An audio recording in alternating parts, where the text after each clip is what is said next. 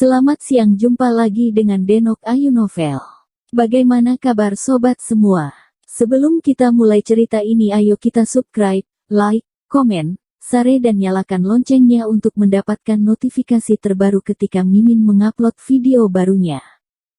Menantu bodoh yang hebat, bab 735 memberontak 1. Kim Bos itu, setelah menggunakan bola petir neon, kekuatan yang dilepaskannya jauh lebih kuat dari sebelumnya, dan sulit bagi Sylvia Bai untuk melawan. Sylvia Bai terlempar ke tanah, tubuhnya tampak hancur, kekuatannya dikosongkan, dan seluruh badannya itu menjadi sangat lemah dan lemah. Pertempuran antara keduanya berbalik kondisi. Adegan ini mengejutkan semua orang. Penonton membeku. Semua orang berdiri di sana, dengan ekspresi berbeda. Sesepuh kedua sangat gembira, matanya berbinar, dengan mata mereka seolah-olah mereka sedang melihat orang mati. Adapun Kim Bos itu, dia penuh percaya diri sekarang. Melihat Sylvia Bai jatuh ke tanah, dia menjentikkan lengan bajunya, mengambil langkah maju, dan berjalan menuju Sylvia Bai. Sambil berjalan, dia berkata dengan dingin, "Sekarang, apa kamu masih berpikir kamu bisa melindungi Dimas Wu?" Saat ini, Kim Bos itu tidak terburu-buru untuk membunuh Sylvia Bai, karena baginya Sylvia Bai sudah menjadi ikan di talenan, dan dia bisa membunuhnya sesuka hati. Sylvia Bai terpuruk ke tanah, kesadarannya hilang, baru setelah suara Kim Bos itu terdengar, dia tiba-tiba kembali ke akal sehatnya dan kesadarannya kembali. Tanpa pikir panjang, dia segera mengaktifkan teknik pemulihan untuk memperbaiki lukanya yang parah. Luka fisik dapat diperbaiki dengan teknik pemulihan, tetapi kerusakan jiwa tidak diragukan lagi dipindahkan ke fondasi Sylvia Bai. Dia tidak dapat dengan cepat memperbaiki jiwa hanya dengan teknik pemulihan, tetapi membutuhkan perawatan obat mujarab dan perlahan-lahan istirahat. Tetapi sekarang dalam situasi ini, bagaimana dia bisa beristirahat? Di bawah pengawasan Kim Bos itu, dia hanya bisa melakukan yang terbaik untuk memperbaiki luka fisiknya secepat mungkin. Kim Bos itu tidak mendengar jawaban Sylvia Bai, dan dia tidak terlalu peduli. Tentu saja dia tahu bahwa Sylvia Bai menggunakan teknik pemulihan, tetapi dia tidak menghentikannya. Dia hanya terus berkata, "Sylvia Bai, aku menyarankanmu untuk menyerah, bahkan jika cederamu pulih, kamu bukan lawanku, bagaimanapun kamu akan tetap mati di tanganku." Saat ini luka fisik Sylvia Bai sudah dalam pemulihan. Dia tidak segan-segan untuk segera berdiri menghadap Kim Bos itu, dan berkata dengan sungguh-sungguh, "Sesepuh, sepertinya kamu benar-benar tidak pandang bulu lagi, kamu benar-benar ingin membunuhku." Mata Kim Bos itu dingin dan samar-samar berkata, "Aku tidak ingin membunuhmu pada awalnya, tetapi kekuatanmu telah berkembang sangat jauh. Itu terlalu aneh, kalau terus membiarkanmu berkembang seperti ini, itu tidak baik untukku. Hari ini bukan hanya Dimas Wu yang tidak bisa lari, tapi kalian bertiga juga tidak akan ada yang selamat." Keberadaan wanita sakti yang semula tidak menimbulkan konflik atau ancaman apapun terhadap Kim Bos itu, namun saat ini ia dan Sylvia Bai telah benar-benar bermasalah besar. Keduanya sudah tidak cocok satu sama lain. Wajar saja, Kim Bos itu tidak akan membiarkan Sylvia Bai terus meningkatkan kekuatannya begitu saja. Dia baru saja memanfaatkan pelindungan Sylvia Bai pada Dimas Wu, memberantas bahaya tersembunyi dari Sylvia Bai.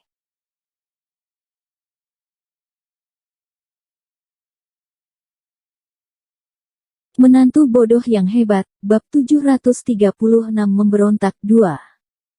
Wajah Sylvia Bai tiba-tiba menjadi dingin ketika dia mendengar kata-kata itu. Dia berkata dengan dingin, dan menekan setiap kata, "Karena kamu benar-benar menginginkan nyawaku, maka aku tidak perlu menjaga hubungan kita lagi." Begitu suara itu turun, Sylvia Bai tiba-tiba melebarkan tangannya seperti elang besar, membumbung tinggi ke langit. Melonjak ke udara, dia tiba-tiba meledak menjadi cahaya keemasan di sekujur tubuhnya, meledak dengan kekuatan yang luar biasa. Segera, dia mengulurkan jari telunjuknya dan menunjuk ke bawah. Tiba-tiba, di atas ujung jari, energi dari jarum perak tipis melesat, menembus udara, dan mengarah langsung ke tanah. Detik berikutnya, sosok kekar tiba-tiba muncul dari tanah yang dia tunjuk. Sosok kekar ini sangat besar dan menyerupai manusia, tetapi tak terhitung kali lebih kuat dari manusia, seperti raksasa yang terbentuk dari bebatuan bawah tanah yang secara alami terkondensasi, menakutkan dan kuat. Di tangannya ia memegang erat sebuah pilar yang terbuat dari batu. Pilar batu ini seperti pilar raksasa yang dapat mengguncang langit dan menggerakkan tanah ke bawah. Sylvia Bai berdiri di udara, dan raksasa batu ini berdiri di kaki Sylvia Bai, seperti pengawalnya yang paling setia. Kim Bo Situ melihat bentukan raksasa batu, dan wajahnya berubah drastis. Ia menatap raksasa batu itu dengan linglung, langsung berkata, "Wayang batu."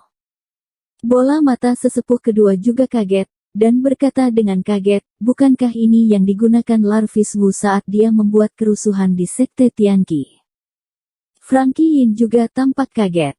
Dia segera membuka mulutnya dan dengan tegas setuju, "Ya, wayang batu ini jurus Larvis Wu." Saat ini, melihat Sylvia Bai benar-benar menggunakan jurus Larvis Wu, para tetua terkejut.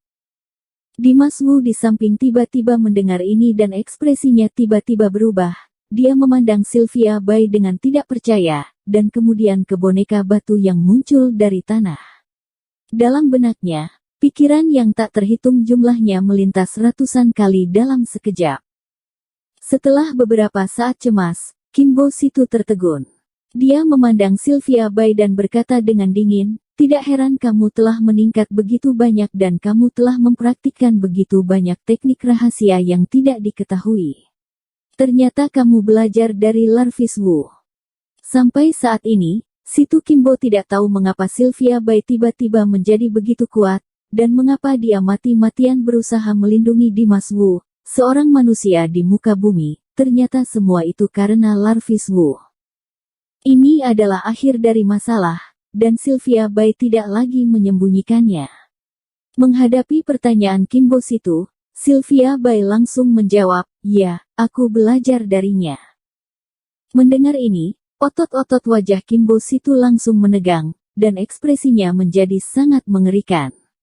Dia memelototi Sylvia Bai dengan kejam, dan berkata dengan tegas, "Kamu seharusnya tahu Sekte Tianqi dan Larvis Wu kita memiliki dendam yang dalam. Kamu bahkan berani belajar ilmu darinya. Tahukah kamu bahwa ini adalah kesalahan besar?" Sylvia Bai sedikit mengernyit, dan berkata dengan kagum, "Lalu kenapa? Sebagai anggota Sekte Tianqi, aku menunjukkan belas kasihan kepadamu, tetapi kamu terus ingin membunuhku, dan memaksaku seperti ini." Para sesepuh ini mencoba membunuhnya terus-menerus, dan ini membuat Sylvia Bai sangat dingin. Dia tidak akan lagi peduli dengan hubungannya dengan mereka semua. Kim Bo Situ mendengus dingin dan berkata dengan penuh arti, "Sylvia Bai, kamu benar-benar bunuh diri. Sekarang, tidak mungkin bagiku untuk tidak membunuhmu." Di akhir perkataan, Kim Bo Situ mengangkat bola petir neon di satu tangan untuk melepaskan aura membunuh ke langit, dan mengangkat Azure Dragon Half Moon Sword di sisi lain, dan menebas Sylvia Bai dari atas. Boom-boom. Guntur meledak lagi, langit berubah warna lagi, awan gelap menjadi semakin gelap, kilat membelah dunia, ruang bergetar, gunung dan sungai terguncang, dan seluruh Changlingzhou sekali lagi menunjukkan pemandangan mengerikan. Sylvia Bai tetap tenang, lalu berkata dengan dingin, "Serang." Tiba-tiba, wayang batu di bawah kakinya langsung menyerang Kim Bo Situ. Bersambung. Terima kasih kepada kalian yang telah menonton video ini. Jangan lupa tekan tombol subscribe-nya dan nyalakan notifikasinya untuk mendapatkan video-video seru lainnya dari Denok Ayu Novel.